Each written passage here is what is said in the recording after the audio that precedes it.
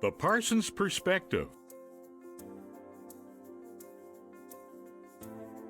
Hosted by Legends of Saltwater Fishing, Captain Lee Parsons. Sponsored by Icon Coolers, the cool alternative. How do fish feel? Fish have a lateral line in them. And when we say feel, we're not talking about what happens when a hook's in them. We're talking about how they perceive bait, how they perceive a threat.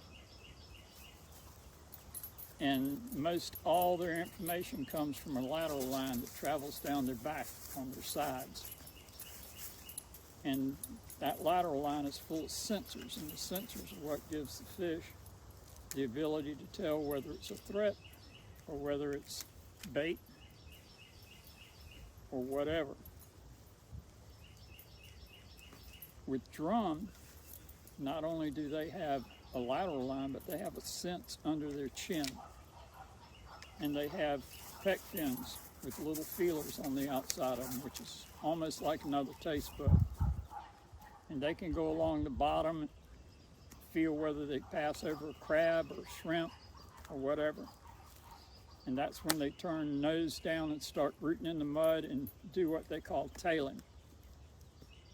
And because of these sensors, they're able to feed in a multiple of different ways. In other words, the lateral line gives them a chance to chase bait that's free swimming because they can feel the bait moving around. With the sensors on their pec fins, they're able to go along the mud and detect what's going on the bottom. Like I say, whether it's a shrimp or a crab or whatever. And drum love crabs. So that's kind of it in a nutshell as far as what fish feel and how they feel. Okay. Let's talk about the warmer water that's coming in, warmer conditions. How do we change our fishing during warmer conditions?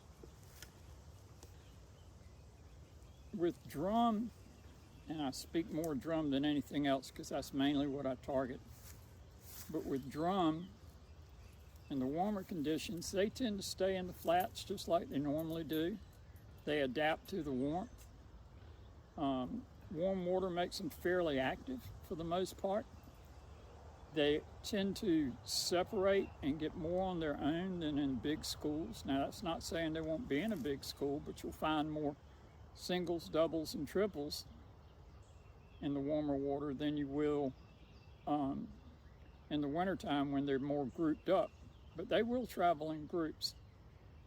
If we get a lot of fresh water on top of the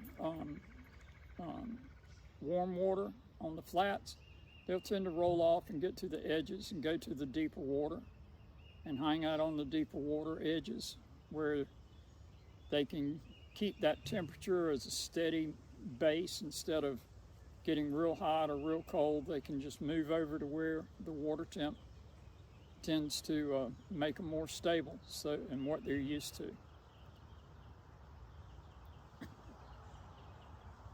Okay. Now let's talk about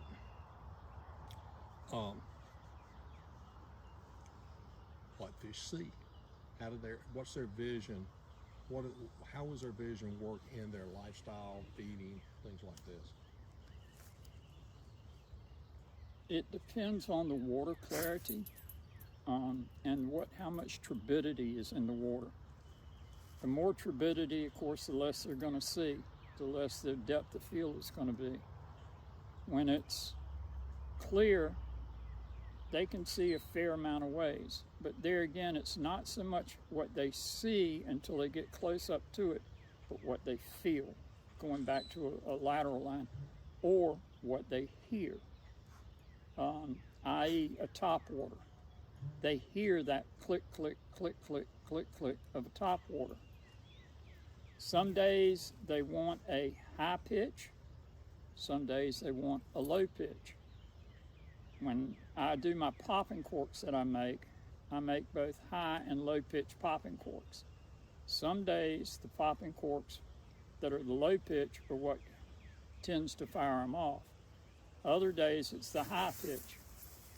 I've yet to decide what it does for rough water and how they hear it in the rough water.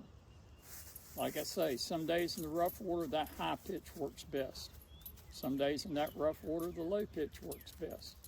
So it's better to have each in your arsenal than just have one in your arsenal. That's why they make top waters with so many different pitches. They have a high pitch and a low pitch. Like the Top Dog Junior, for example, is what I consider a low pitch along with the Top Dog. And then they make a sheep up, which is very high pitch. And sometimes that high pitch works better for speckled trout than the low pitch does. And it's a matter of what makes the most noise on rough water days as to what the fish will come to. If they can hear it, they'll check it out. They're very curious.